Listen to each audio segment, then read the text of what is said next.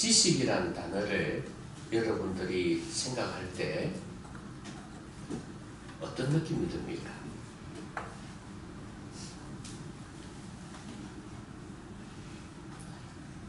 지식.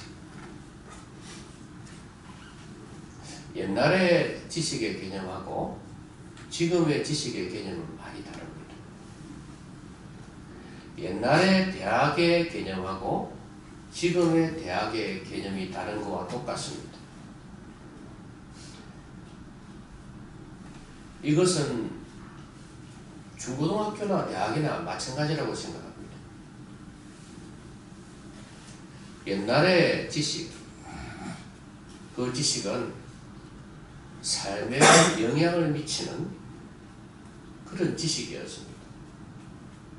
그런데 지금은 아주 실용적인 지식이 되고 말았어요. 내 삶에서 무엇을 하며 그리고 어떻게 맞벌이를 하고 살아야 될 것인가에 대한 지식이 많습니다. 그걸 또 다른 말로 이야기하면 정보라고도 할 수 있어요. 정보가 좀 더 체계화된 것이 지식입니다. 그런데 이 정보나 지식이 결국에는 그런 존재로 떨어졌다 그 말이에요. 그러다 보니까 기독교인들조차도 지식이라고 이야기를 하면 그렇게 썩 달갑게 영적으로 깊이 있게 다가오지를 않습니다. 그래서 조금 바꾸어서 안다는 표현을 쓰면 그나마 조금 부드러워집니다.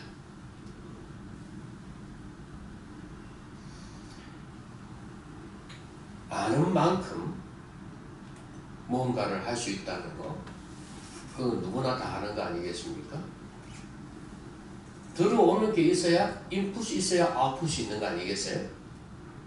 그러니까 내가 어떤 영향을 받았고 어떤 지식을 습득을 했는지 그거에 따라서 내 말이나 삶이 달라질 수 있다는 거 아니겠습니까? 근데 그것이 들어올 때 내 안에서 어떤 작용을 거쳤느냐가 참 중요해요. 들었고 배웠는데 근데 이것이 소화작용을 거치지 아니하고 나가버리면 나에게는 아무 영향가가 없습니다. 여러분 음식을 먹었는데 배탈이 나버리면 어떻게 되나요? 그 음식은 나에게 아무런 영향을 주지를 못해요. 잘 소화되어서 밖으로 내보내줘야 됩니다.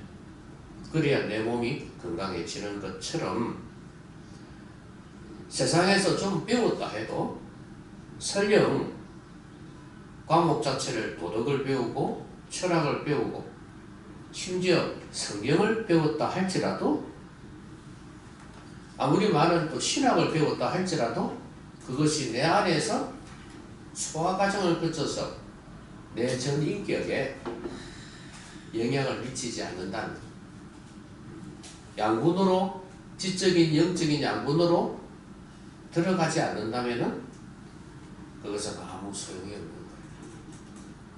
거예요. 단지 기능적이고 기술적인 존재밖에 안 되는 거예요.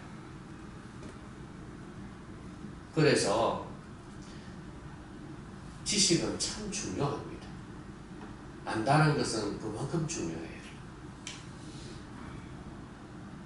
내 인생을 또 심지어 내 인격을 내 인생과 삶을 바꿀 수 있는 것이 지식이에요.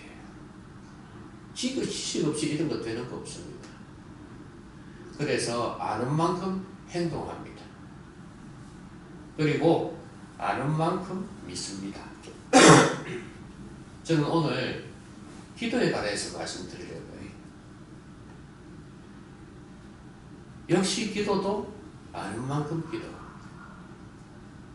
막무가내로 기도한다고 해서 기도가 잘 되는 거 아니에요. 응답받는 것도 아니에요. 기도에 대해서 알아야 된단 말이죠. 성경에는 기도에 대해서 많이 가르쳐 줍니다. 근데 저는 오늘 본문에서 기도에 관해서 주시는 말씀을 여러분에게 전하고자 합니다. 자, 오늘 말씀은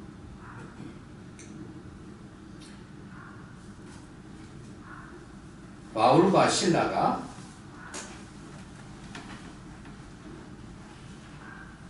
빌립보라는 도시, 작은 마을에 갔습니다. 그 도시에 갔는데 여기는 로마의 식민지라고 그래서요. 상당히 중요한 도시입니다. 그런데 이들이 여기에 간 이유가 뭐예요? 지금 여러 장소로 돌아다니고 있잖아요. 그렇죠? 근데 빌립보에 간 이유가 뭐예요?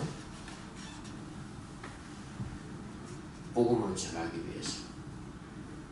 근데 로마의 식민지라 그랬죠? 그럼 로마의 관할 가운데 있는 지역이라는 말이에요. 여러분, 로마는 황제 숭배를 강요하잖아요. 황제 외에 예수 그리스도를 왕으로 모시면 이거는 반역이에요.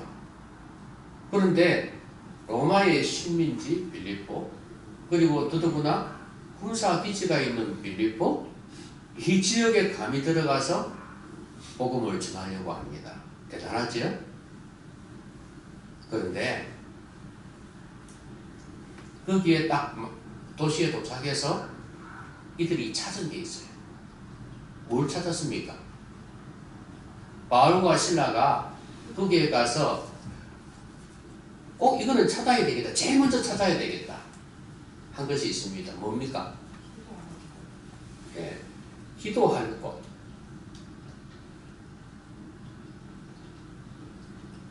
아니, 아무 데서나 기도하면 되지. 하나님은 어디든지 계시잖아요. 그렇죠? 그 내가 걸어가면서도 기도하면 되고 일하면서도 청소하면서도 기도하면 되잖아. 그런데 기도할 장소를 찾았다는 거예요. 여러분, 우리가 기도에 관해서 알아야 될 첫 번째가 이거예요. 기도는 장소가 중요하다. 설령 내가 걸어다니면서 기도한다 할지라도 장소에 따라서 많이 달라집니다. 기도의 깊이가. 그러니까 활락가 막 삐까 번쩍하고 그런 나이트들이 술집들이 막 몰려있는데 거기에서 걸어가면서 기도할 수 있는 것, 물론 성령이 역사하시면 그 사람들의 죄악을 보면서 안타까워서 기도할 수도 있겠지, 그죠? 근데 일반적인 경우는 그렇지 않거든요. 그리고 하나님이 지으신 자연 만물을 보면서 들녘을, 산을, 산길을 이렇게 걸으면서 기도하는 거하고는 차이가 많습니다. 어느 쪽이 기도가 잘 될까요? 당연히 뒤쪽이 잘 되겠죠? 자연 속에서 기도하는 게 더 잘 됩니다. 집중력이 있고 영혼이 맑아지고. 하물며 걸어갈 때도 이렇게 장소가 중요한데 내가 이렇게 앉아서 기도하는 곳, 이 장소는 말할 것도 없어요. 너무나 중요해요. 이렇게 기도할 장소가 필요한 이유는 집중력이 있는 기도를 드리기 위해서입니다. 그리고 중요한 것은 여기는 반드시 시간을 구별해야 된다는 거예요. 아무리 기도하기에 좋은 장소가 있어도 시간을 정해놓지 않으면 역시 기도가 안 될 거예요. 그렇지 않습니까? 여러분이 아무리 좋은 장소, 고요한 장소에 갔다 할지라도 내가 기도하겠다 하고 내가 몇 시부터 몇 시까지는 또 아니면 몇 분간은 내가 기도해야지 하고 시간을 딱 정해놓고 기도하지 않으면 그 장소는 기도와 상관이 없는 장소가 되고 말아요. 그래서 기도의 장소가 참 중요한데 거기는 시간이 반드시 들어가야 된다는 거예요. 베드로와 요한이 성전 미문 앞에 앉아있는 장애인을 고친 그때 베드로와 요한이 뭐하러 갔었습니까? 기도하러 갔잖아요. 성전에 기도하러 갔단 말이에요. 가다가 문 앞에 있는 이 장애를 본 거예요. 근데 그때 기도 시간에 갔다 그랬거든요. 기도의 시간을 정해놓고 갔단 말이에요. 보통 유대인들은 하루 3번, 4번 이렇게 기도를 했거든요. 근데 그런 습관이 있어서 예수 믿고 난 뒤에도 이렇게 기도했단 말이에요. 그 장소가 그렇게 중요한 거예요. 깊이 있는 기도의 시간 가지려면, 집중되는 기도의 시간을 가지려면 장소를 정하셔야 됩니다. 그리고 함께 시간도 정하셔야 됩니다. 그래서 우리 교회는 기도하기 좋은 장소죠, 그렇죠? 제일 좋은 장소예요. 그리고 여러분이 교회는 올 수가 없다 하시는 분들은 자연 속에서, 아니면 여러분 집 가까이 있는 교회에 들어가셔도 돼요. 멀리 있는 분들은. 그것도 안 되면은 집에서 하면 좋은데 집에서 잘 안 될 수가 있어요. 그렇죠? 혼자 살아도 집이 안 될 수 있어요. 안 되면 여러분 나름의 기도의 장소를 정하십시오. 자흥천을 걸으시는 분들은 저 밑에 공원 쪽에 의자에 나는 거기에 딱 앉아가지고 기도하고 갈 거야 하고 그렇게 가다가 앉아가지고 기도하고 가시는지, 아니면 여러분이 가는 그런 트레킹 코스가 있든지, 그러면 거기에서 내가 이 자리에 딱 앉아가지고 기도하고 갈 거야 하든지, 나름대로 장소를 정하시라. 여러분이 일하는 장소, 직장, 거기에도 내가 제일 처음 출근하면 아무도 없을 때 나는 30분을 기도할 거야. 책상 앞에서 내가 30분을 기도할 거야. 1시간을 기도할 거야 라든지, 이렇게 정해놓고 기도하시면 됩니다. 이거 안 되면 기도가 힘이 없습니다. 제가 말씀드린 개구리 기도 있지 않습니까? 옛날에 미국에 간 교포들이 교회가 멀리 있으니까 새벽 기도에 나갈 수가 없단 말이지.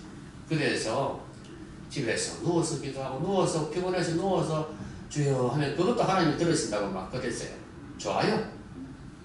그것도 좋은데, 근데 중요한 건 그 모든 것들, 걸어가면서 기도해도 응답받고 누워서도 기도해도 응답받고 좋아요. 하나님께서 다 들으신다. 틀린 말이 아닙니다. 그런데 그것이 제대로 되려면 골방 기도라고 그러죠. 내가 정해놓고 기도하는 이 장소가 반드시 필요해요. 힘이 있어요.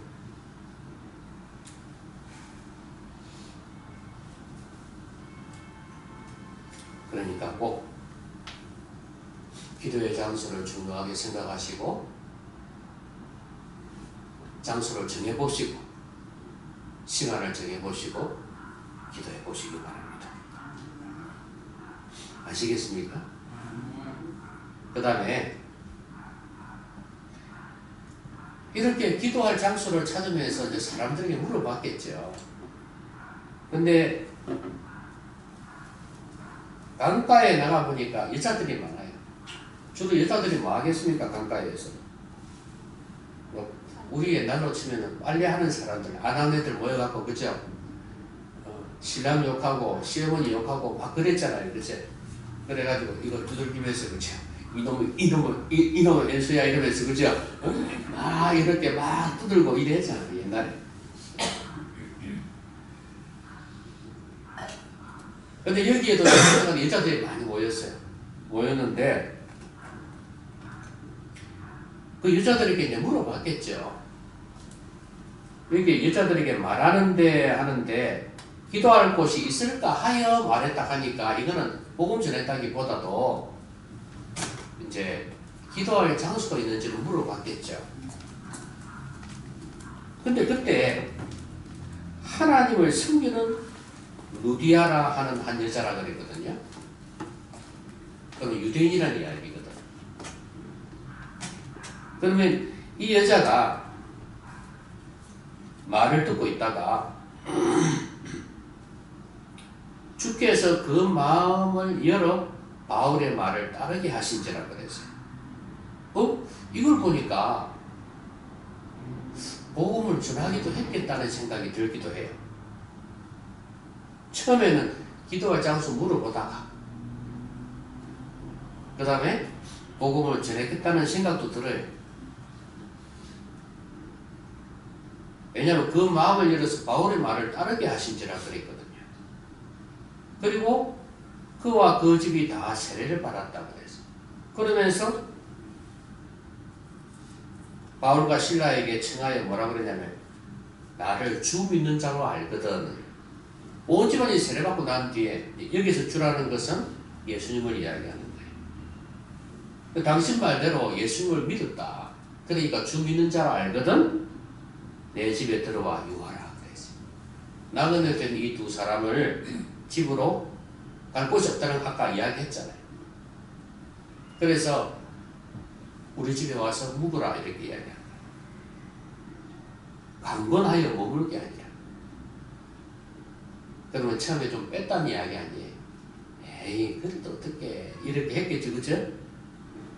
근데 강권했어. 머물겠다 그랬어요. 여기에서 하나님이 일하신 걸 보죠. 바울이 기도를 중요하게 생각하고 처음에 기도할 장소를 찾으려고 사실은 이자들에게 말을 붙였는데 거기에서 복음도 전했고 믿는 사람도 생겨났다 이 말이에요. 루디아의 마음을 열어주신 분이 하나님이에요. 하나님께서 이렇게 기도하면서 복음을 전하려고 했던 바울과 실라에게 이런 은혜를 주신 거예요. 이걸 통해서 우리가 알 수 있는 것은 뭐냐면 하나님은 기도를 너무 기뻐하기도 하시고 기도를 통하여 일하시기도 한다는 거예요. 여러분 기도한다는 건 무슨 의미가 있습니까? 기도한다는 건 무슨 의미가 있어요? 하나님을 일단은 믿는다는 의미가 있고 그 다음에 하나님을 의지한다는 의미가 있고 그 다음에 또요 내 꾀나 내 계획을 내려놓는다는 의미가 있어요.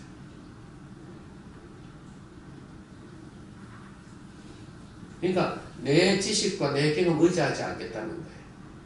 하나님을 의지하겠다는 거예요. 그런데 이렇게 기도할 마음을 가진 바울과 실라를 하나님이 기뻐하시겠습니까? 안 하시겠습니까? 기뻐하시겠죠.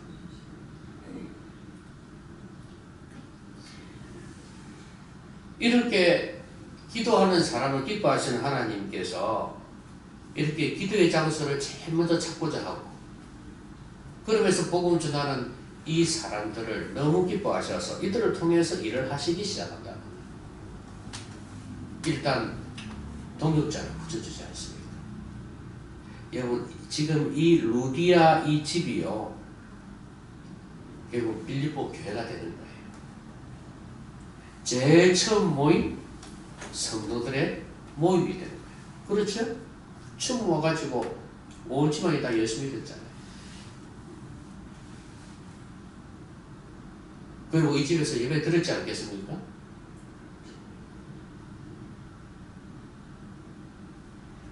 하나님께서 마음을 열어서 바울의 말을 따르게 하지 않았다면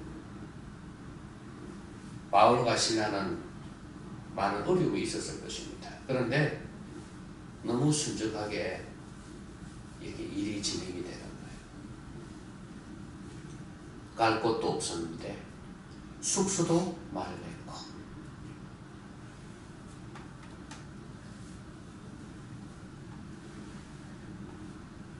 교회도 세워졌고,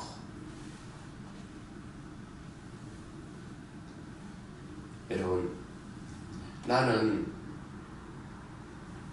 작은 것 하나를 바랬는데 하나님께서 더 큰 것을 주시는 경우도 있습니다.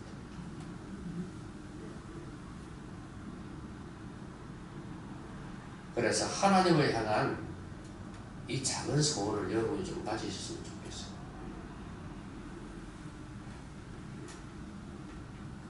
여러분 안에도 기도하고자 하는 마음이 좀 있었으면 좋겠어요. 하나님을 의지하겠다는 이 소원, 이게 있다면 하나님께서는 그 마음 보시고 이렇게 여자의 마음을 열어주시고 또 숙소도 제공해 주시고 기도할 장소도 주신 이런 것처럼 여러분에게 더 좋은 일을 허락해 주실 수 있습니다. 기도할 마음, 기도하겠다는 결단 하시겠습니까? 기도할 마음을 굳게 잡수시고 기도하기로 결단하시기 바랍니다. 기도하기로 결단하시기 바랍니다.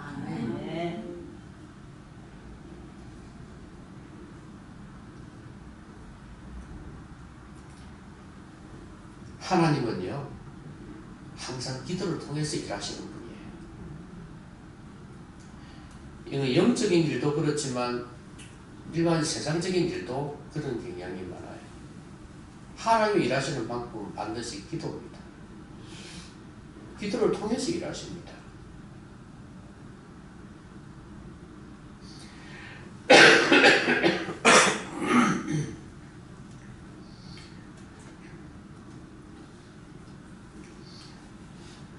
우리나라의 평양에 대부흥의 역사도 기도를 통해서 일어났어요. 그때 부흥회 때 막 사람들이 기도하는데요. 갑자기 성령이 임하면서 어느 장로가 자기가 죄 지은 것을 앞에 나와서 드러낸 거예요. 그러면서 다른 사람들도 나도 이런 죄 지었다, 나도 저런 죄 지었다 하면서 막 사람들이 서로 나와가지고 자백을 하기 시작하는 거예요. 그러면서 회개하고 놀라운 부흥의 역사가 일어났어요. 이 교회사에 기록이 되어 있는 내용이에요. 여러분 기도할 때 이런 부흥의 역사가 일어났어요. 오늘 우리까지 이렇게 복음이 전파된 것은 그 평양 대부흥에 기인했다고 보는 때예요. 그때 그 부흥의 역사가 일어나고 그게 전국적으로 번지기 시작한 거예요. 캠브리지 오인이라는 유명한 이야기가 있죠. 그 사람들이 캠브리지 대학에서 예수 믿는 사람들이 모여서 기도했어요. 지푸라기 깔아놓고 위에서 기도했어요. 근데 기도했는데 하나님께서 이렇게 기도할 때 성령의 임재를 경험하기 시작합니다. 가슴이 뜨거워지고 하나님의 말씀을 깊이 묵상하게 되고 그다음 복음 전하기 시작하고 그러면서 그때 영국의 부흥이 일어나기 시작했어요. 그리고 이들은 다 선교사로 나가. 여러분 아는 불의 마차라고 하는 영화 있지 않습니까? 그 영국의 육상선수 이 사람이 그 멤버 중에 한 사람이었어요. 이 사람이 나는 자기가 주 종목이 있어요. 주 종목이 있는데 100m인가 그런 거예요. 주 종목이 있는데 이 사람은 세계 그냥 랭킹 1위 정도 되는 사람이에요. 그래서 사람들은 막 기대를 했어요. 특히 영국에서는 야 이제 금메달 따겠다 싶었죠. 근데 그날이 주일이었던 거야. 그래서 이 사람이 나는 주일에는 뛰지 않습니다. 이 주일에는 뛰지 않습니다. 유명한 말이거든요. 이게 주일에는 뛰지 않습니다. 다 그랬거든. 사람들 비난하지. 예수쟁이가 이러면서 말이죠. 응? 나라는 생각 안 하고 지 신앙밖에 생각 안 하냐? 막 이렇게 생각했단 말이야. 비난했단 말이야. 그래서 나는 주님께 예배해야 됩니다. 나 이날 뛸 수가 없습니다. 이래서. 근데요, 그 다음날 이 사람이 주종목이 아니에요. 여기에서는 금메달 딸 가능성이 별로 없었어요. 그런데요, 그날 뛸 때 금메달을 따버렸어요. 그러니까 사람들이 이제 더 박수 치는 거지. 그 비난하던 그 손이 박수로 다 바뀌어버렸어. 역시 그러면서 그 사람이 이 캠브리지 종이 중에 한 사람이에요. 놀라운 부흥의 주인공이에요. 어디서 출발했어요? 다 기도에서 출발했어요. 교회사에 성경에서 펼쳐지는 많은 하나님의 임재와 역사들은 기도를 통해서 일어났다는 것. 이걸 우리가 꼭 기억을 해야 되겠습니다. 하나님은 기도를 통해서 일하십니다. 또 여러분의 삶 속에서 여러 가지 어려움도 있고 문제도 있을 거 아니겠습니까? 그렇죠? 근데 하나님께서 이걸 다 붙드시면은 지금 인간적으로 볼 때는 걱정이 돼도 걱정할 게 없는 거예요. 왜냐하면 내 안에 확신이 들어요. 하나님께 기도하면은 더 이상 염려가 안 돼. 아시겠습니까? 그리고 꼬였던 일들이 하나님께서 일하시면 아름답게 풀려가는 역사가 일어납니다. 여러분의 인생도 그렇게, 여러분의 가정도, 여러분의 생업도 그렇게 아름답게 풀려지기를 바랍니다. 기도를 통해서.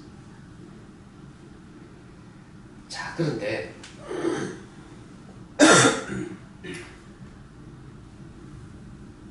이제 거기에서 머물게 했다 그랬잖아요. 세례를 받았고 이런 거 보면은 이제 며칠이 지났다고 볼 수 있어요. 시간적으로.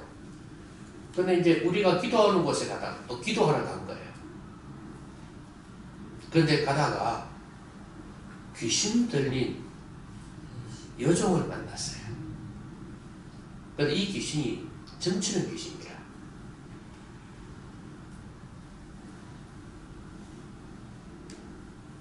근데 주인들에게 큰 이익을 주었다. 주인들이라 그랬죠. 그러면 여러 사람이 이 사람을, 이 여자를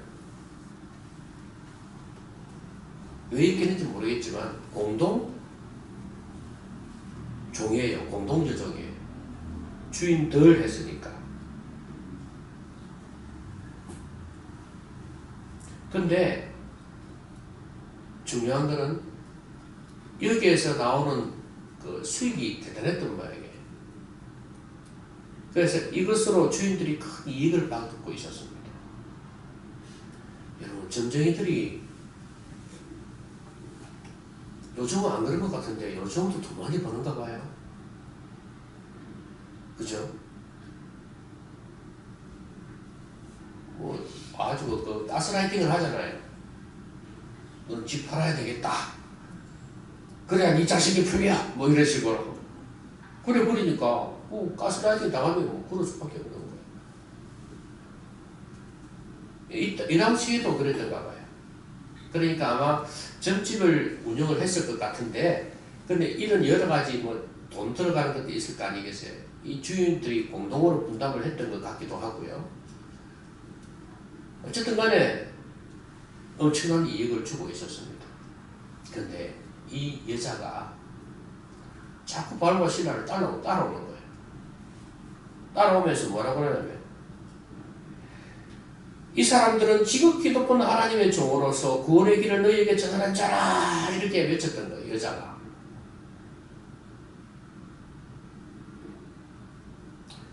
여러분, 이렇게 하면 기분이 좋을까요? 안 좋을까요? 기분이 좋지. 여러분이 저보고 정 목사님은 지극히 높은 하나님의 종으로서 구원의 길을 너에게 정하는 자라. 뭐 특별한 칭찬은 없는 것 같은데 어쨌든 간에 그래도 기분 좋아요. 구원의 길을 너에게 정하는 자라. 그런데 중요한 건 이같이 여러 날을 했다 그랬어요. 여러분 듣기 좋은 말도 한두 번이지. 자꾸 그러면 이거 진실성이 의심되죠. 그래서 심히 괴로워했다 그랬어요. 귀신에게 이르되 예수 그리스도 이름으로 내가 내게 명하노니 그에게서 나오라 하니 귀신이 즉시 나오니라. 여러분 지금 어디 가고 있습니까? 기도하러 가고 있잖아요. 귀신은 이걸 방해한다는 거예요. 아시겠습니까? 기도하는 걸 지금 방해하기 위해서 이렇게 하고 있어요. 여러분 우리가 기도하려면요, 기도가 영적인 전쟁이라는 사실을 인식을 해야 됩니다. 다른 말로 마귀가 그걸 싫어한다 이 말이에요. 귀신이 싫어한다는 거예요. 그래서 내가 기도가 안 된다는 것은, 그리고 기도를 못한다는 것은 지금 마귀의 공격에 무너지고 있다는 이야기예요. 아시겠습니까? 내가 몸이 연약해도, 내가 나이가 들어도, 늙어도 상관없어요. 그거는 마귀가 공격하는 거예요. 여러분 성경에 안나라는 여인도 그렇고, 시몬 부인, 그것도 그렇고 다 그렇잖아요. 나이 드신 분들. 나이 들어도 계속 기도했잖아요. 80이 넘었다 그랬습니까? 그런데도 계속 기도했거든요. 이건 나이 문제가 아니에요. 그것도 점도가 있어 기도 많이 하는 것도 아닌데. 그러니까 중요한 것은 영적인 싸움이에요.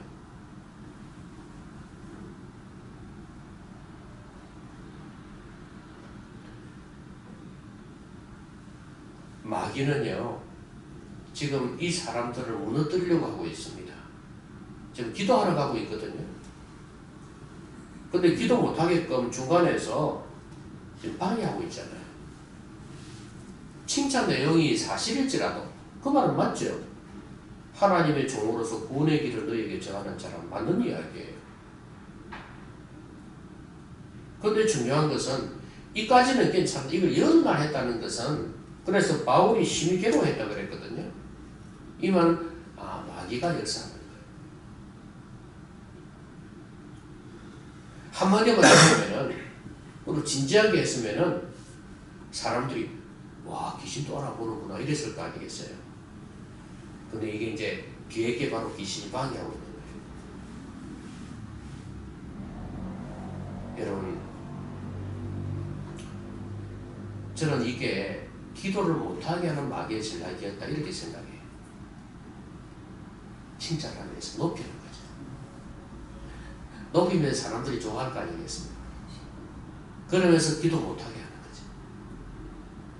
여러분 우리가 대단한 존재인 줄로 착각하면요, 기도를 안 합니다. 나는 돈 많아. 나는 높은 지위가 있어. 나는 많은 사람들이 부러워하는 스타야. 그렇게 되면요, 하나님 뵐 필요가 없어져요. 자기 생각에. 이게 제일 큰 위험 신호예요. 하나님이 멀어질 때, 기도가 멀어질 때, 이때가 제일 위험한 신호라는 거예요. 마귀는 이렇게 전략을 씁니다. 기도하지 못하게 방해한다는 거예요. 그러니까 너희들은 기도 안 해도 되잖아. 여러분 교만해지면 기도 안 합니다. 사람이 겸손해질 때, 고난을 통해서 어려움을 통해서 겸손해질 때 기도가 나와요. 그래서 고난이 유익이라 이 말 하잖아요.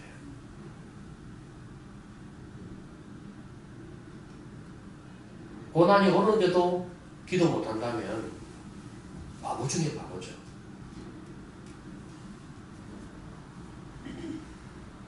여러분 어려움이 올 때마다 하나님 앞에 기도하십시오.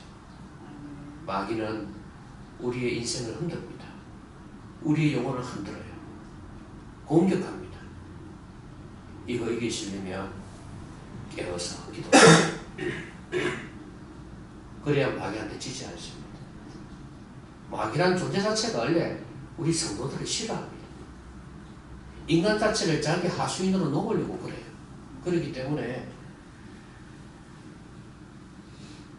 깨어서 기도하셔야 됩니다. 그래야 마귀를 이길 수 있습니다. 그래서 귀신에게 이르되 네게 명하노니 대적했잖아요.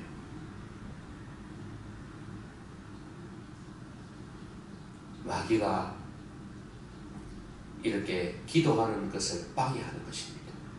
기도하러 가려고 했는데 이렇게 중간에서 방해했기 때문에 이걸 안 바울과 시라가 예수 이름으로 대적해버리고 그리고 기도의 장소로 가게 되는 것입니다.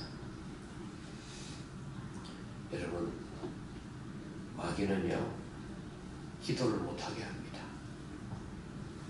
우리가 가진 것들을 가지고 우쭐대게 만들어요. 교만하게 만들어요. 내가 왕년에 어떤 사람인데 내가 지금 뭘 하고 있는데 내가 지금 가진 것이 있는데 그렇게 마귀는 우리를 공격합니다. 유혹하고 기도 못하게 만들어요. 인생의 제일 큰 비극이 뭐냐면 기도하지 않는 거예요. 마귀에게 빠져서 죄에 물들어서 더 이상 기도하지 않는 것입니다.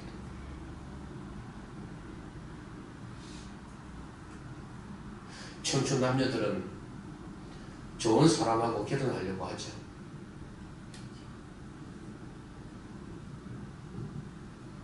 그런데 기도하지 못한다면 여러분에게 좋은 배우자가 아닙니다. 서울대 할아버지 대학을 나와도 기도하지 않는다면 무슨 가치가 있겠습니까?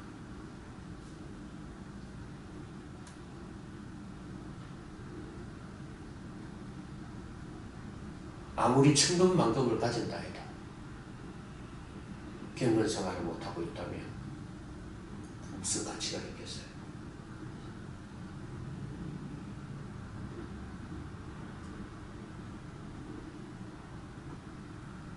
그래서 여러분들은 믿음의 사람이 되셔야 되고 여기 청춘들 몇 명 있는데 믿음의 사람을 되셔야 되고 믿음의 사람들을 만나야 됩니다.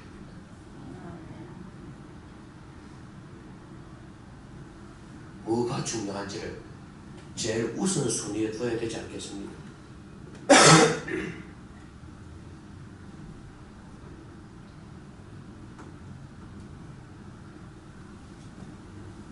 말씀 읽겠습니다.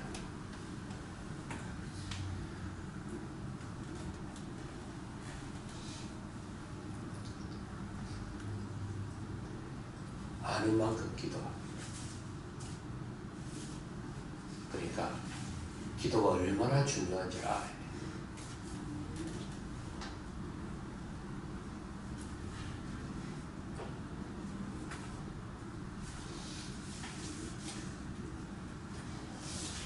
기도는 장소가 중요하다 그랬습니다. 여러분의 기도의 장소를 꼭 확보를 하셔야 돼요. 생활 속에서 하는 기도 말고 그건 당연히 있어야 되고 그것은 색단과 같아요. 큰 물줄기 아니면 산속의 근원, 물의 근원 이게 있어야 돼요. 그게 바로 여러분의 기도의 장소가 되어야 된다.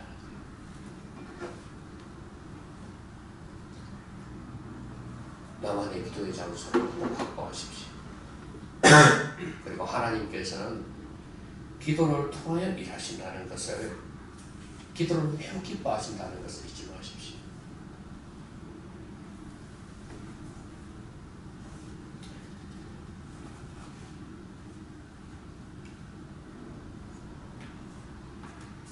기도는 하나님을 의지하겠다는